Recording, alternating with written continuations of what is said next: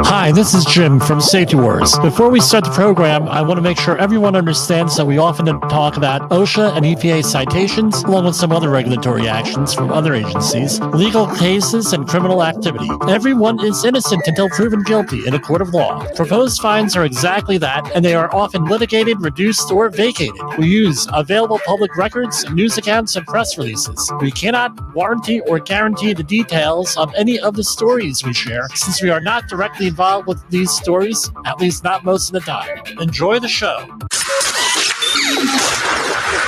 This show is brought to you by Safety FM. And from the border of liberty and prosperity and the highway to the north, this is Safety Wars for Monday, November 20th, 2023. How's everybody doing out there? And check out one thing.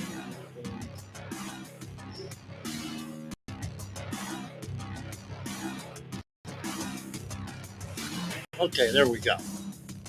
Somehow, and I hate Google. I'm Google Chrome, right? And I'm working off of a Mac, and you hit one thing on the mouse the wrong way, and all of a sudden it's like extreme close-up on the video. But anyway, it's been a while here. I did one program where everyone who knows what they're, and if you're been a listener or a viewer, you know what we're going through here.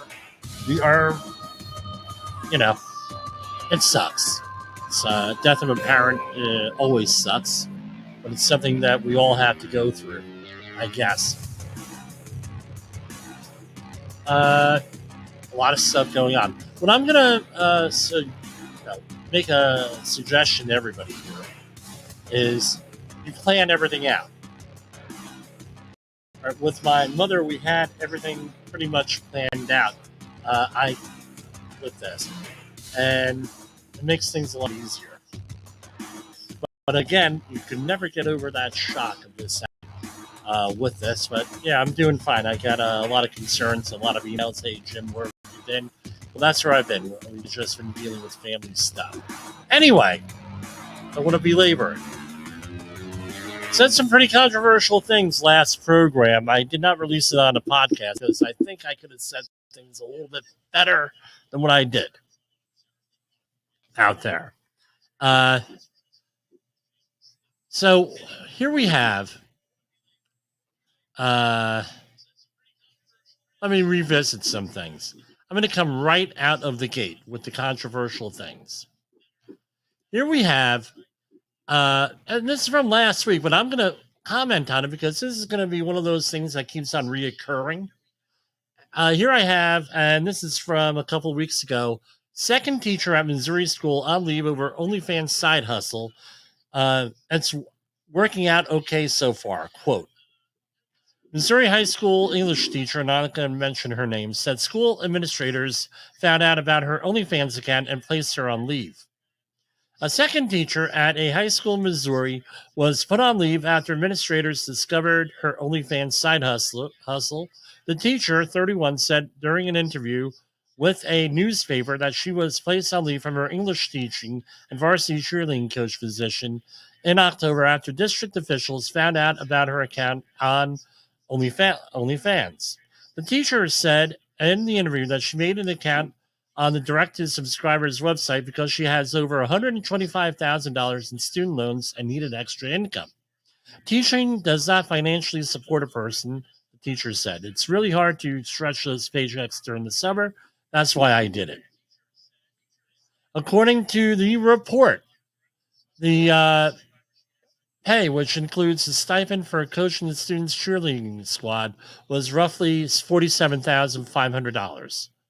The teacher said she initially took down her OnlyFans account around the same time that fellow English teacher at the same school was placed on leave over her participation in selling explicit content.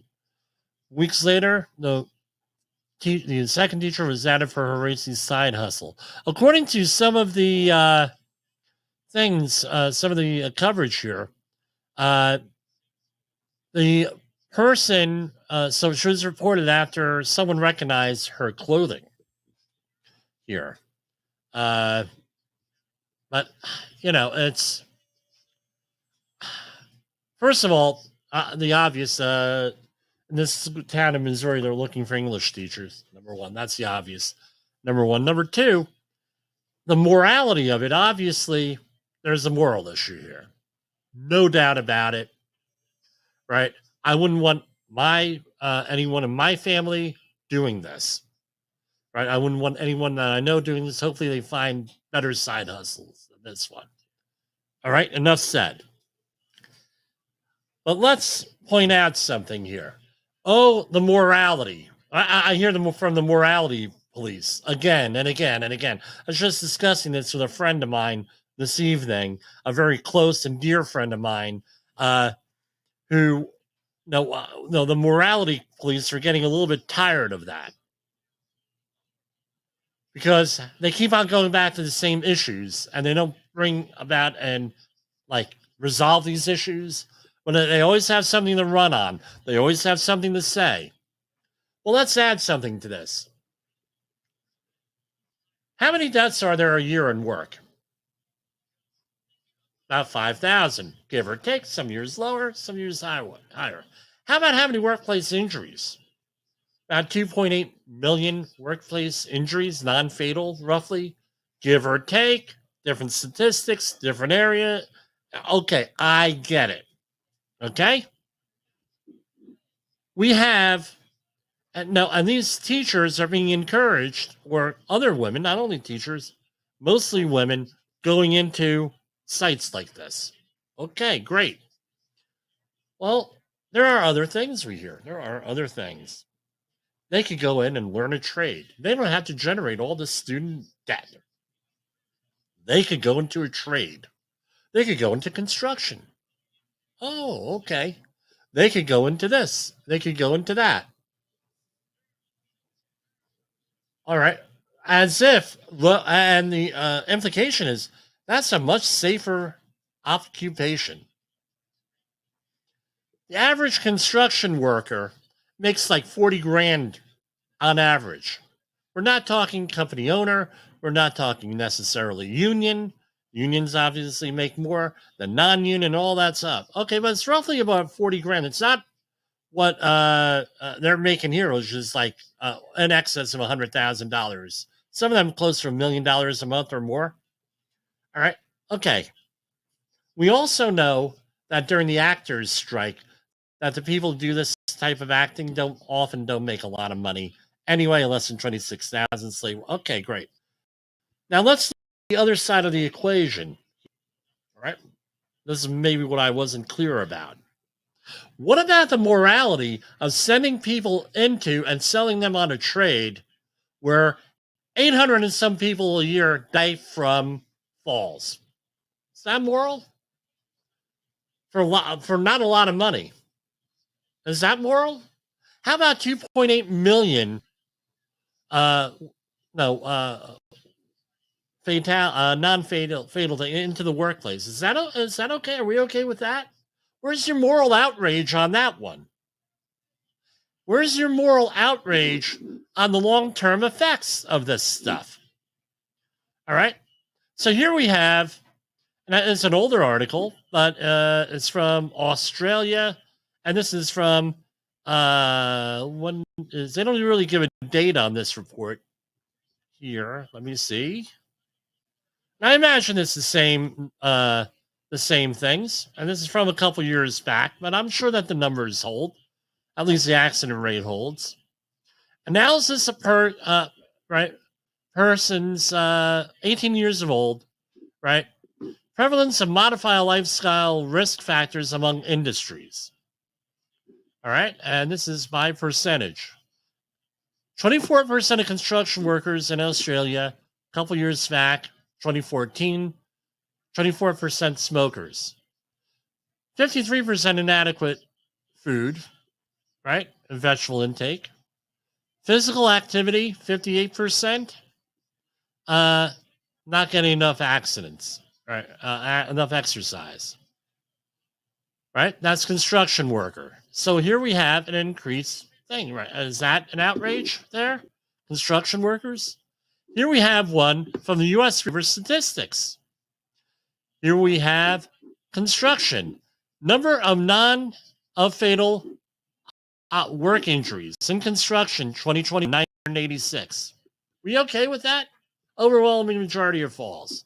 How about transportation? A little bit better, maybe.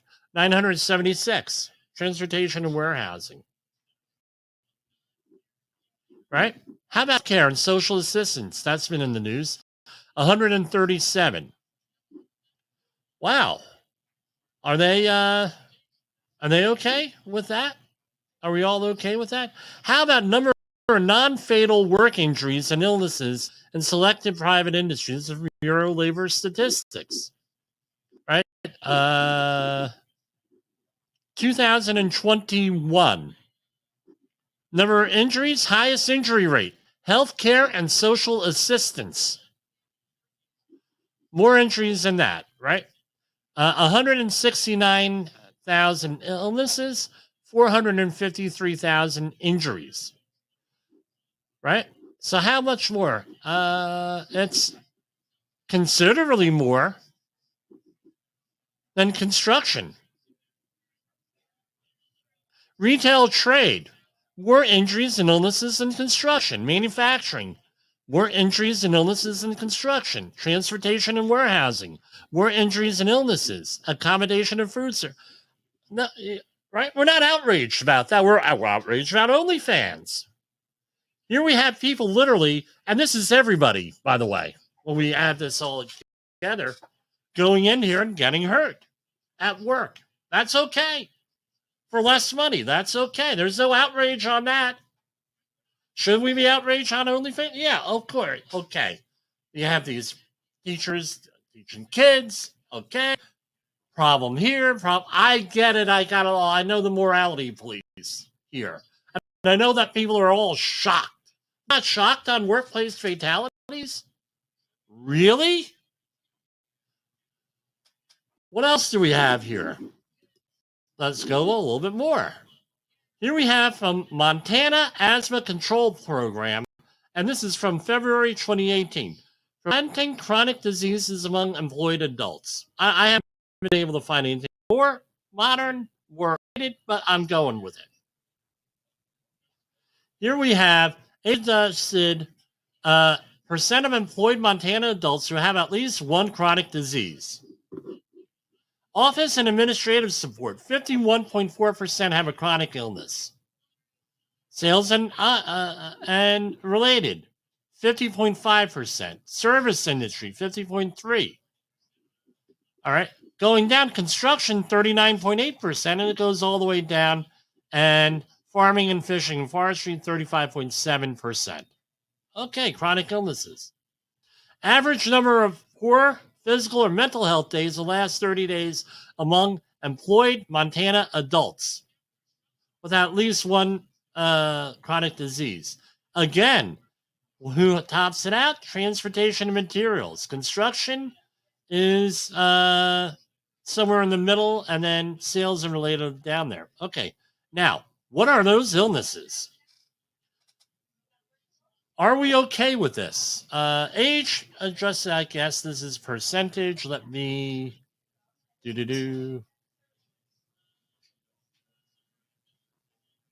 Age adjusted prevalence of selected chronic illnesses among employed Montana adults by occupational disease.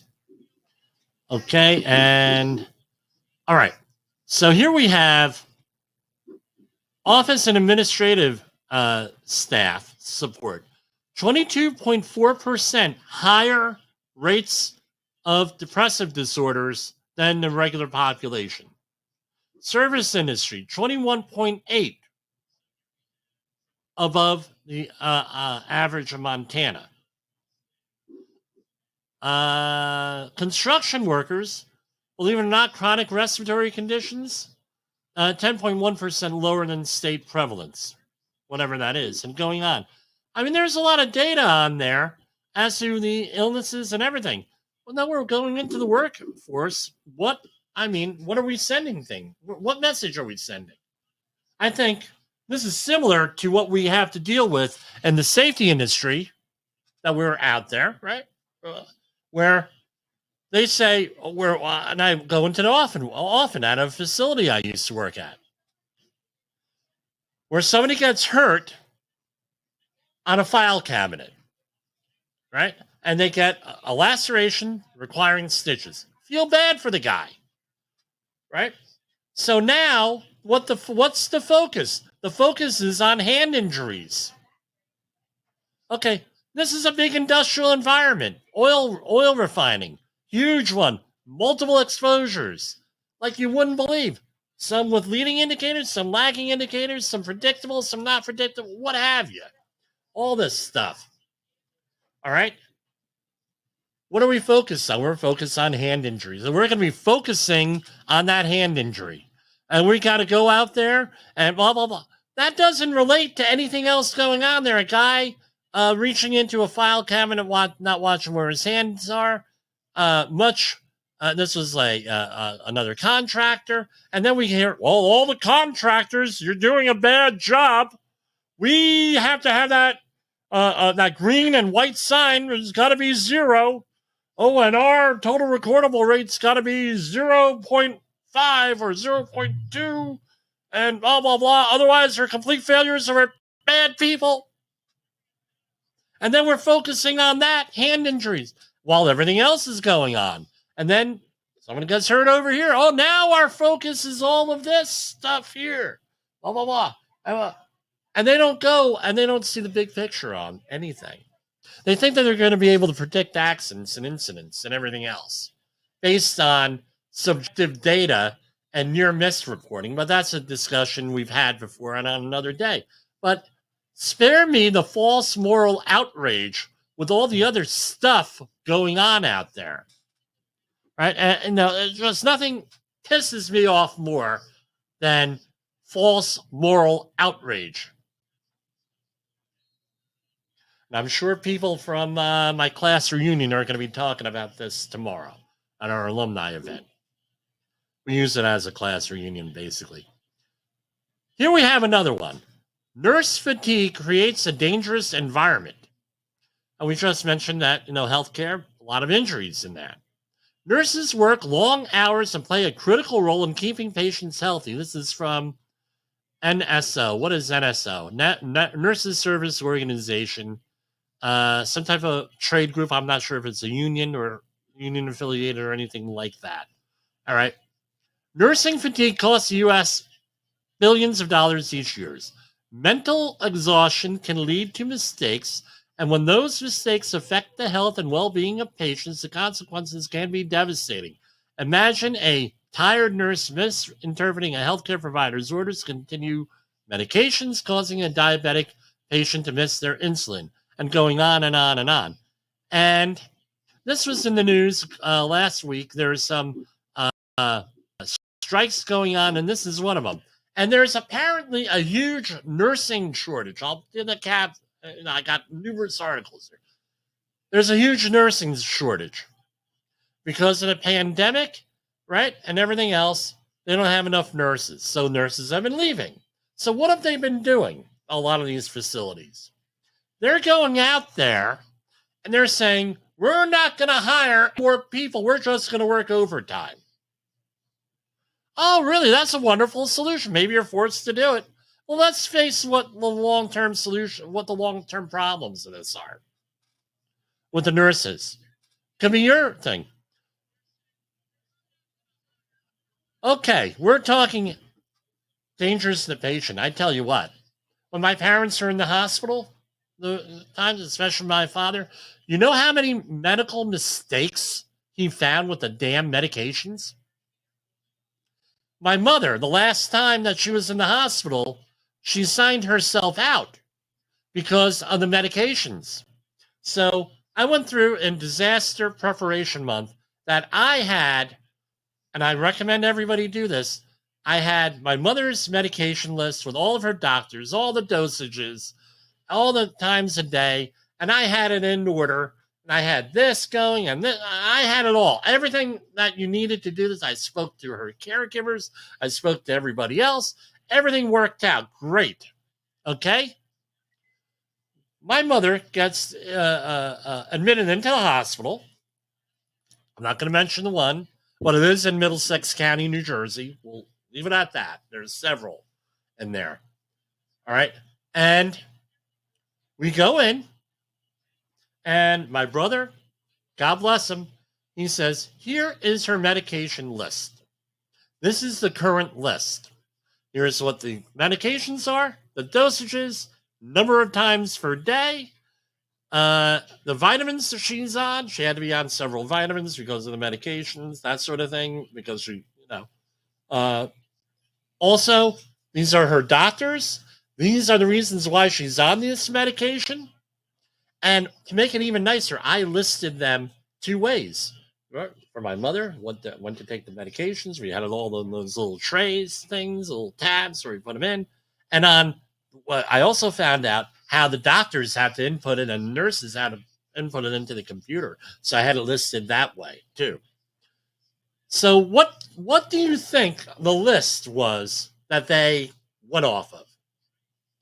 Not the one that I just updated. Not the one that was from the last time she went in the hospital over a year before that. Oh, was that a result of fatigue? I don't know. What I do know is the nurses are out on strike there. And this was about 3 weeks before they walked out, and there were labor issues, and they had to bring in supply nurses. Was it because of fatigue or not? I don't know. So back to the other point. They're rather than hiring new people, right? They're putting people on overtime and getting per diem nurses. What don't you have to do? You don't have to pay for benefits. Oh, you didn't know that. You didn't have to pay for benefits. You have fewer people, less HR issues. Apparently, in the short term at least, it's cheaper to put people on overtime than hire someone else and have enough of a supply. Then they, with hellish conditions here, again, it's not the nurses' fault. These nurses are working. I have a couple of nurses in my family. They're working 60, 70 hours a week, 6, 7 days a week. What do you think is going to happen? Why isn't anybody shocked about that? Nobody's shocked about it. They're worried about OnlyFans. They're worried about the election, right? Another distraction. A freaking year and a half out from an election, they were going on. All this other stuff is going on.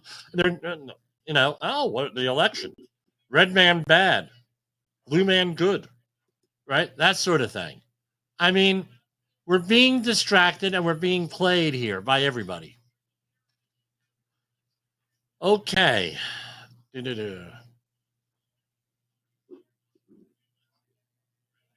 What do we got here? Let's go. I'm going to take a chill pill.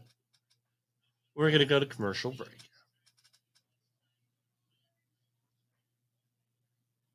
Hold on, right here. In the professional safety community, communication and planning are just a few keys to your program's success. The question many practitioners have is, where do I start? Dr. Jay Allen, the creator of the Safety FM platform and host of the Rated R Safety Show, has built a global foundation to help you along the way. Go to safetyfm.com and listen to some of the industry's best and most involved professionals, including Blaine Hoffman with the Safety Pro, Sam Goodman with the Hop Nerd, Sheldon Primus with the Safety Consultant, Jim Pozell with Safety Wars, Emily Elrod with Unapologetically Bold, and many others. As individuals, we can do great things, but as a team, we become amazing. Dial into safetyfm.com today and surround yourself with a powerful force of knowledge and support.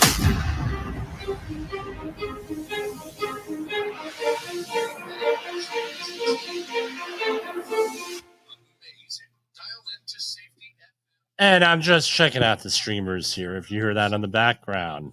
OSHA recordables, catastrophic losses, environmental disasters. You want answers? So do I. This is Jim Posel with Safety Wars. That's my daddy!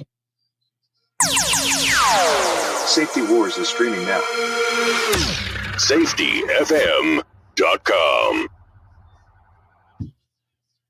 This is Safety Wars, broadcasting to our brothers and sisters in the occupied territory of behavior-based safety. Get out your secret decoder ring. Here is your nightly message. Human error is normal. Human error is normal.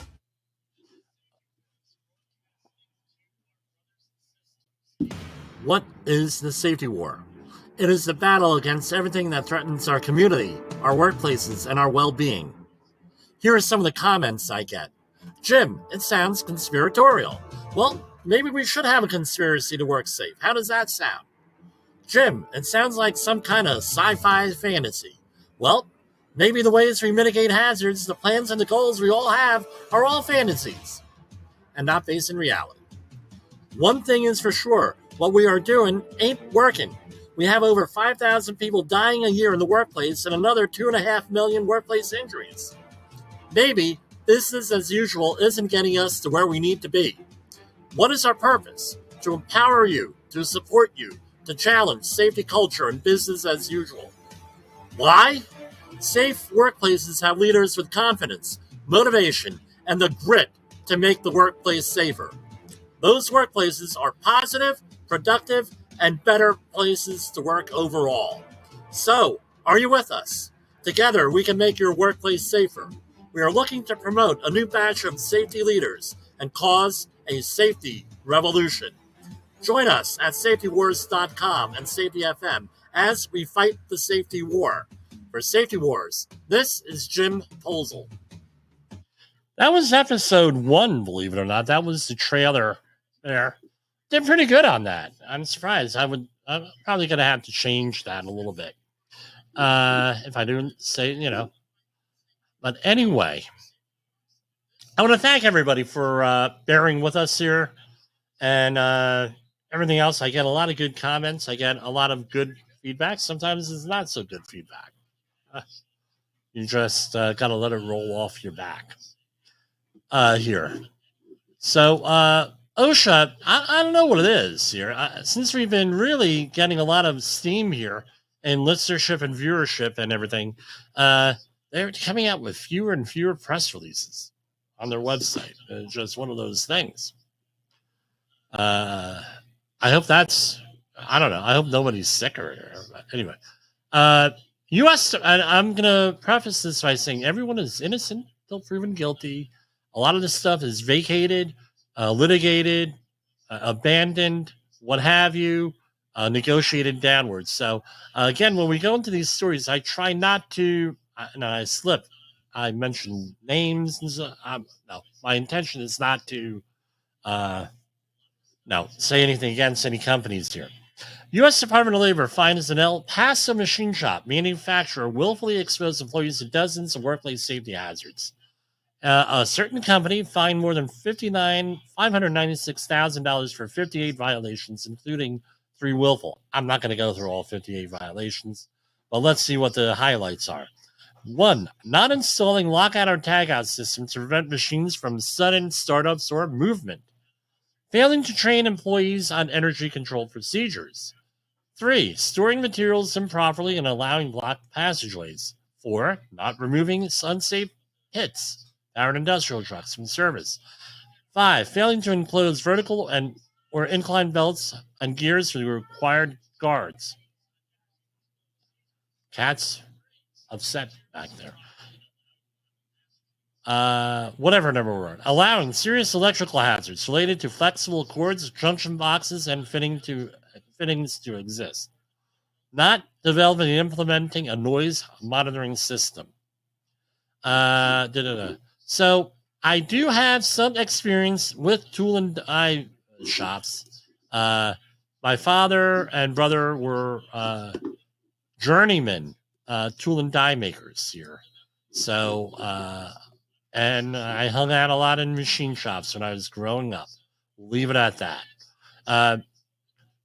So citation 1, item 1, it was a general duty clause violation. And it was almost an $11,000 fine. What is a general duty clause? The employer did not furnish employment in a place of employment which were free of recognized hazards that were causing or likely to cause death or serious physical harm to employees, in that employees were exposed to struck by hazards in case of forklift collision and tip over where seatbelt was not used. All right, so again, not wearing a seatbelt with a forklift. I give forklift training. I did a class this weekend in South Jersey, Burlington, to be exact. And sure enough, oh, do we have to wear seatbelts? Well, yeah, it says so on the thing. Number 1, number 2, you will get cited by OSHA for not doing it. Number 3, if you do get into a collision, you're gonna fall out. If you go in and you roll over, don't think that you're gonna jump out of the freaking thing. It ain't gonna happen, guys. You have the seatbelt on. Well, I so you want to see the movies? We could do YouTube, or we could do this other job site. I'm not this other site I'm not going to mention. They actually have it's a snuff movie, right? Type thing where they're actually showing people getting crushed and killed and everything. And you want to do that? So here we have they apparently witnessed them doing this over on 3 occasions. I have a hard time believing that the citation officer did not mention this to them the first time, and that they would just continue to do it because continue doing this because there's going to be follow-up. That's usually what a closing conference is for, or that's why you're supposed to go around with the OSHA compliance officer to find out if what he or she are saying here. Right, I had you just a light there. I don't know here. Among other, right? So now, because it's general duty clause violation, they have to go and they have to tell you how to do this. Well, among other methods, one feasible and acceptable method to correct this hazardous condition would be to establish, implement, and enforce workplace procedures that to require forklift operators to use the powered industrial truck seat belts for all operations. Yeah. And number 2, follow the requirements in the manufacturer's operation manual. Citation, $11,000. Citation 1, item 2. Remember, these are all, right? These all could be, right? They're finding things differently now, this year, right? The employer did not ensure, this is serious, that the place is clean. Housekeeping issues, $7,800.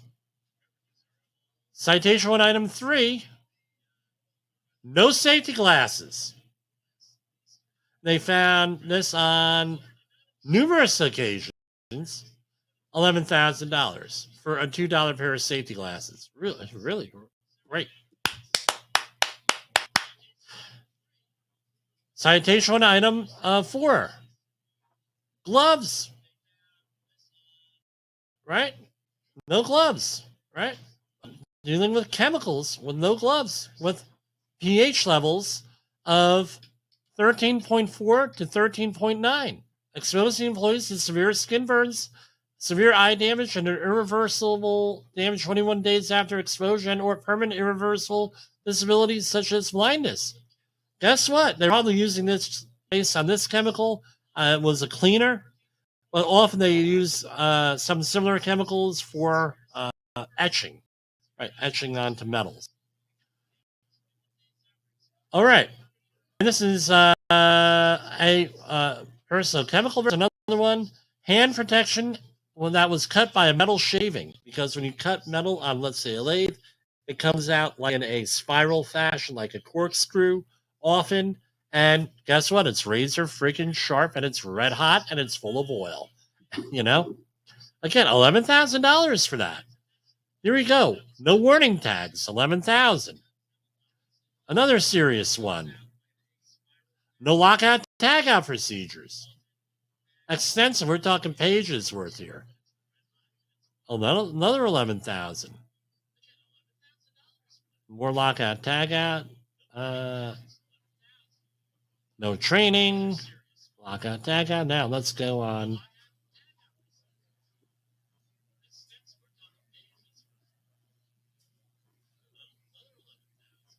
So going on and on and on. Let me zip through here. Okay. Storage issues. 9,376. They were blocked exits. Right? I'm sorry, that was blocked. It was blocked, interlocked, or limited in height so that it was stable and secure against some material improper storage. $9,300. 1910 178. No training on a forklift. $7,800. Citation 1, item 13B. Training on the forklift.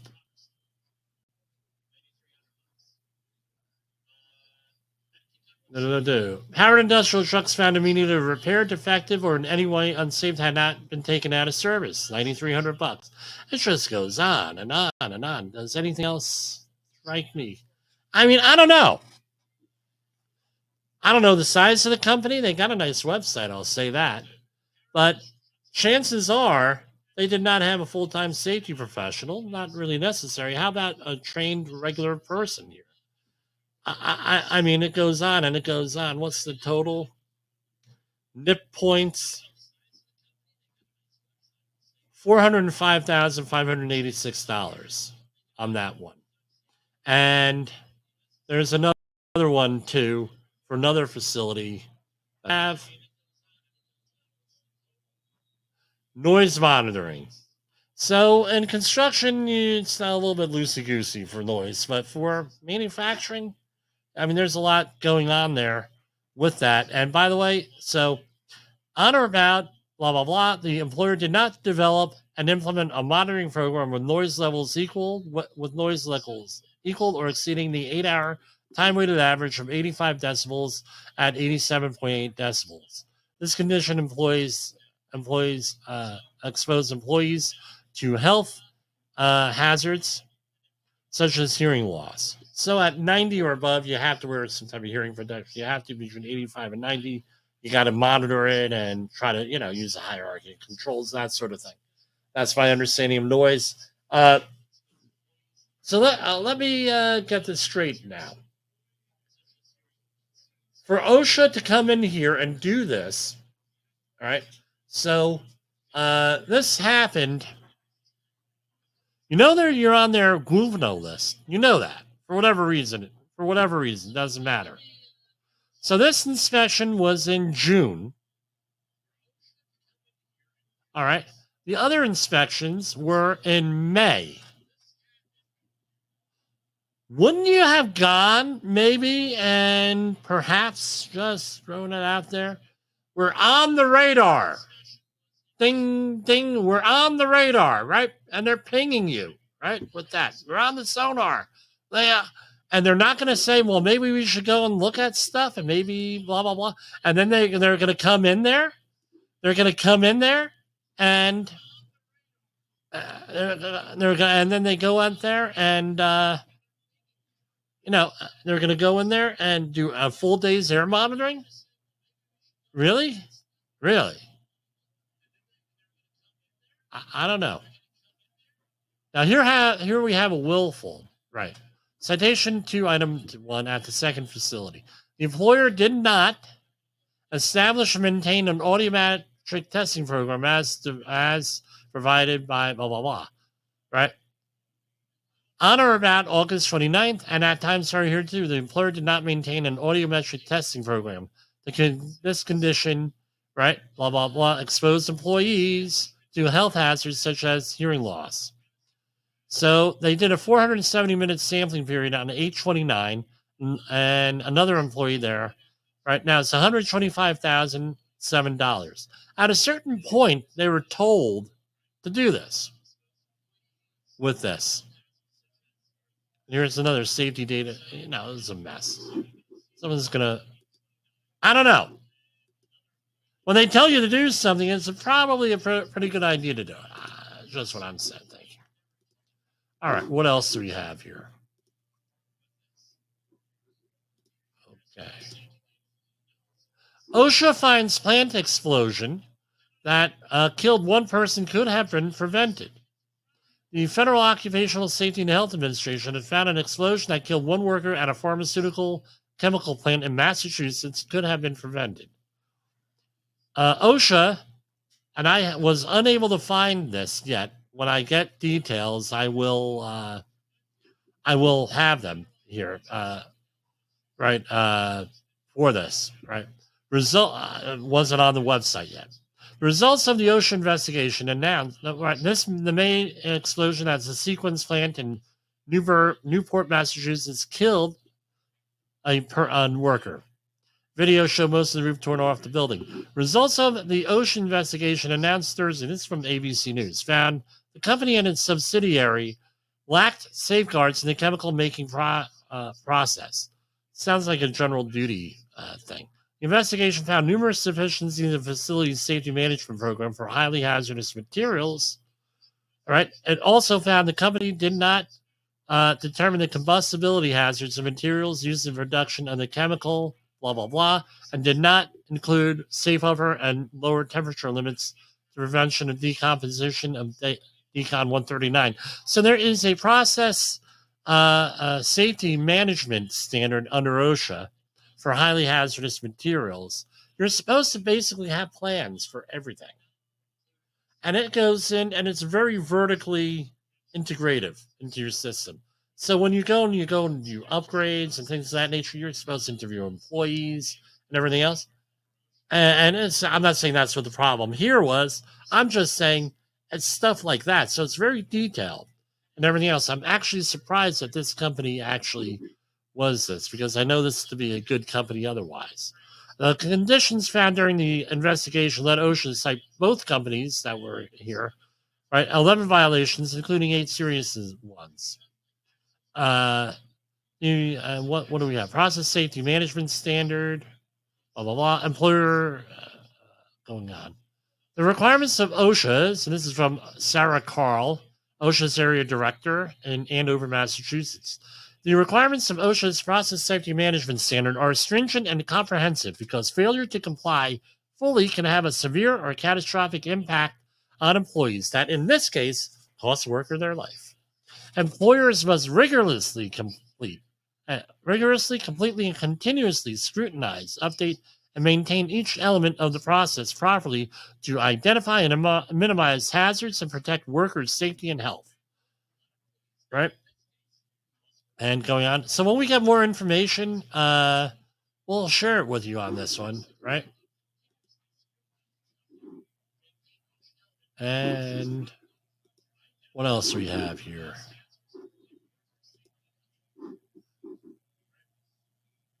This is from November 16th. This is from WSAV.com by Molly Curley. OSHA construction workers death at Hyundai site. Hyundai, right? Now I'm talking like I'm from Bayonne. Hyundai site could have been prevented. The death of a construction worker at the Hyundai Meta plant in Bryan County could have been prevented, safety investigators have determined. According to OSHA, investigators found that Eastern Constructors Incorporated failed to ensure workers were provided the proper equipment, fall protection equipment. Again, this past weekend, I was doing the training, right? We did authorized user training under OSHA. I'm sorry, authorized user training under ANSI for a client. Again, I don't know. What you end up having to do is you have to enforce the rules. There has to be someone there to enforce the rules. I know we try to say, well, eliminate hierarchy of controls, this and that, but there's got to be someone there to enforce the rules and take the proverbial bull by the horns on all this stuff. And that seems to be what's lacking in a lot of these situations. And I do understand that accidents do happen and things happen at random. You can't really control for them. But often this is one of the ones that's like obvious, right? It's like a hole in the floor. I don't know what this is. I'm not saying that's what happened here, but OSHA has not released the citations here. This one was in the news in our last week in the New York area here. A 19-year-old construction worker was fatally struck by, and this is from ABC News, by they have a picture of it here. It is a MEWAP. Yes, it is a aerial, what we used to call an aerial or boom lift, and this was an articulating lift here.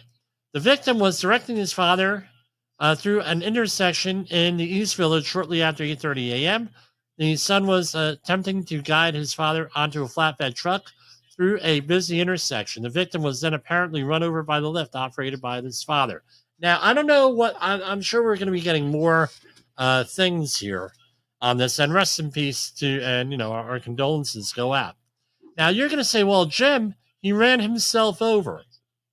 Blah, blah, blah. And I know I'm hearing that from some of you folks out there.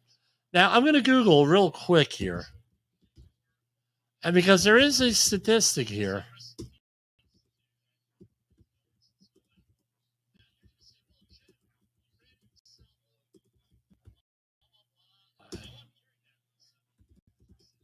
Okay, so it just comes to me. All right, so here we have this is from OSHA.gov, American Road and Transportation Builders Association, right? And they have a field guide here. Let's see here. Construction equipment, here you go, and vehicles cause about 1/3 of all work zone fatalities. According to the U.S. Bureau of Labor Statistics, on average, 130 workers are killed and struck by incidents on roadway construction sites each year. All right.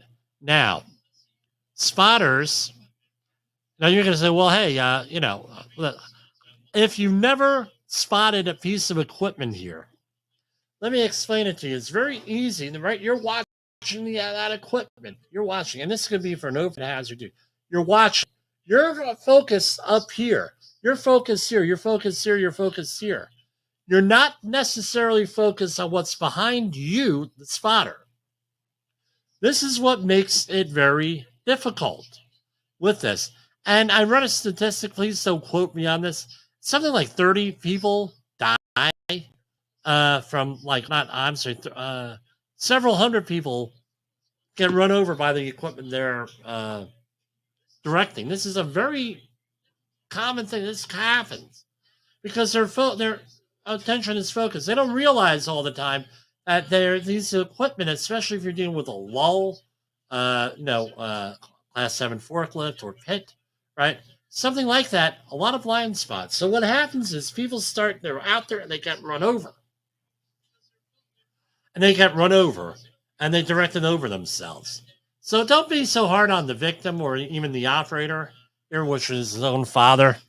Well, how could that happen? It can happen pretty easily. It almost happened to me where people aren't paying attention and when you're doing this. So something to really pay attention to. The people don't realize the blind spots on any of this stuff where here you go. Hold on.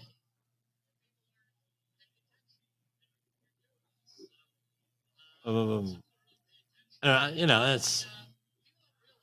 I mean, the spotters. I don't with that. Okay, that's fine. Here we have one that's been in the news all weekend up here in the Northeast. Right. The U.S. cannabis production industry's first reported occupational asthma that took the life of a worker in Massachusetts, according to OSHA. The woman, 27, was working in a cannabis cultivation and processing facility when she experienced worsening work-related respiratory symptoms that ended in a fatal asthma attack in January 2022, officials said in a federal report published Thursday. The report states that allergic diseases such as asthma are a growing concern. And they have a link to the federal report. This was listed in MMWR,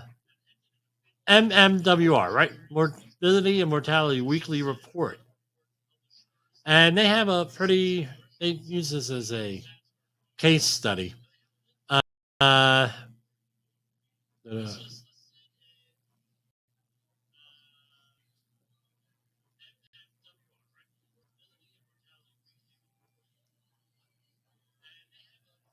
basically, I'm reading this real quick. I'm probably good for a case study later on. But basically, the woman, had a history of asthma and everything.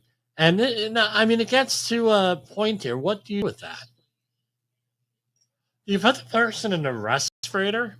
If they have asthma, chances are they're not going to have a respirator, not going to be able to be fit for a respirator. What about some of the other? How do you control for this? If you have someone who with breathing issues here with this, what kind of safeguards are you going to have in place? Right? Let's not talk about PPE. This is one of the things where the woman couldn't wear a respirator. They had other controls here. And according to the report on CBS News, the report said the worker's death illustrates missed opportunities for prevention, including workplace exposures, medical surveillance, and treatment according to the current asthma guidelines. So this is another thing. Do you have someone at work with a pre-existing condition, and are you prepared for responding to that? We talk about this in our first aid CPR training at 8, and you can have that training too, 845-269-5772, or Jim at safetywords.com. All of this stuff here with this. So I want to close out with another thing here. Let's see if I could pull it up here. This is from last year. I think I did a podcast episode on this 2 years ago. The dangerous method for cooking your Thanksgiving turkey leads to $15 million in damages a year. Any guess on what that is? Any guess? Deep frying a turkey. I mean, some of these stories, you're talking to a man who likes to watch Fail Army on Pluto TV, right? With this. So $15 million in damage. I have an article in front of me, right? And the Insurance Information Institute reports that on Thanksgiving Day, each year there are roughly 1,000 home fires, presumably from this. So what are some of the safe ways of handling this? This is from the U.S. Fire Administration, FEMA.gov. They have turkey fryer fire safety. Turkey fryer fire safety. Wow, that's a tongue twister. Frying food puts you at the greatest risk of cooking fires. Before you fry a turkey, review these steps. Turkey fryer, what I'm going to tell you to do is take the thing, put it in your driveway, far away from everything else, or in your backyard, way away from everywhere else. Make sure you have either a garden hose or a, better yet, fire extinguisher, because I tell you what, the oil catches on fire. Throw water on it, you're going to have a bigger issue. So make sure you have an A, B, or C fire extinguisher with you. Type C, right, for chemicals, right, fire with that. All right. Turkey fryers can tip over easily, spilling hot cooking oil over a large area. Make sure your turkey fryer is on a sturdy, level surface and do not move it once it is in use. Right? Make sure that it's at least 10 feet away from your home and not under roof eaves. An overfilled cooking pot will cause cooking oil to spill when the turkey is put in. So it's like the old displacement thing, right? You put the turkey in and it splashes. Test the amount of oil you need by filling your fryer with water. Place the turkey in the pot. So you do a bench test on that, right? So you fill it up with water, you drop it in. Okay, I know I need this much oil, blah, blah, blah. A partially frozen turkey will cause cooking oil to splatter when you put it in the cooking pot. Make sure your turkey is fully thawed without frost on it before you fry it. Without thermostat controls, deep fryers can overheat oil to the point of starting a fire. Make sure you have a thermostat. And make sure you have PPE, protective oven mitts, and they say you consider using electric or air fryer. Air frying a turkey, I don't know how that would turn out, but I'm willing to think, with that. So that's something you can consider that with that. A public service announcement from your team here at Safety Wars, right? We are a team. I don't have the hat on today. Don't know what the hell I did with that hat. But anyway,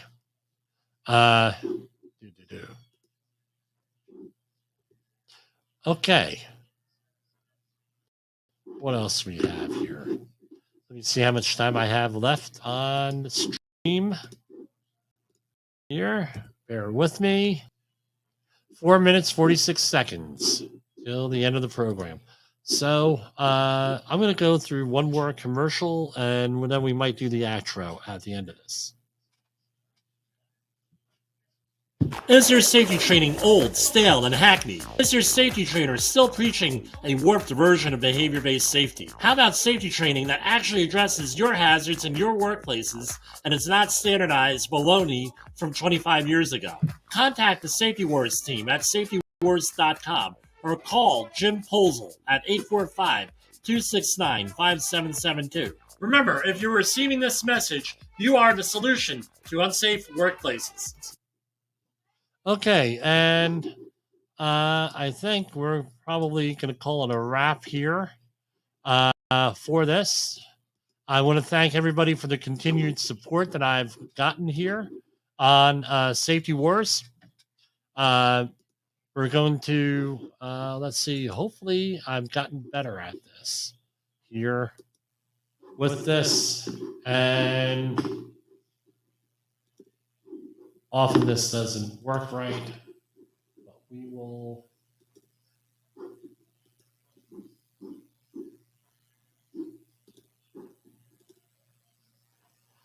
And okay, everybody, have a great night. I will. I don't know if I'll be on the air tomorrow, but definitely I will be on the air on Wednesday. If not, something happens, I want to wish everybody a happy Thanksgiving this week. Hopefully you're enjoying it, and that's all I have to say.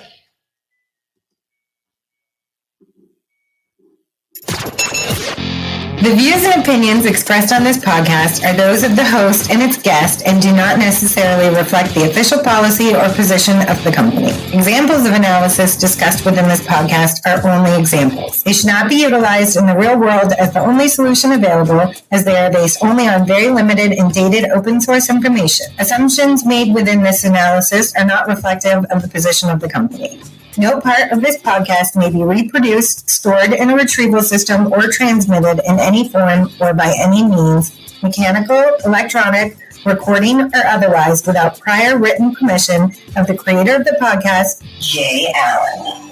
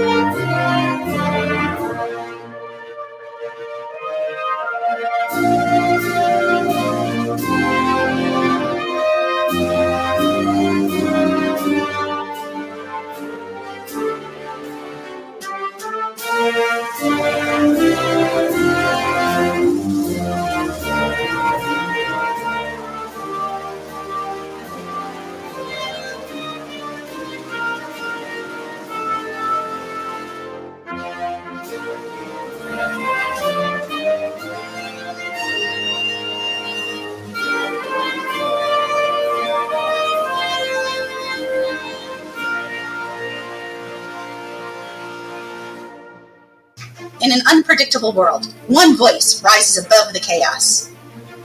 Meet Jim Posel, a seasoned safety expert who's navigated through some of the most dangerous scenarios, from anthrax, explosive cleanups, disasters, and numerous environmental cleanups, and lived to tell the tale. Now, he's bringing his wealth of knowledge, insights, and experiences to you through Safety Wars. From workplace hazards to the hidden dangers in your own home, Jim covers it all. With his engaging storytelling and expert analysis, Safety Wars isn't just a podcast. It's your guide to a safer world. Join Jim Polzel and become part of the Safety Wars revolution. Available on Spotify, Apple Podcasts, YouTube, and wherever you get your podcasts and videos. Safety Wars. Your safety is our mission.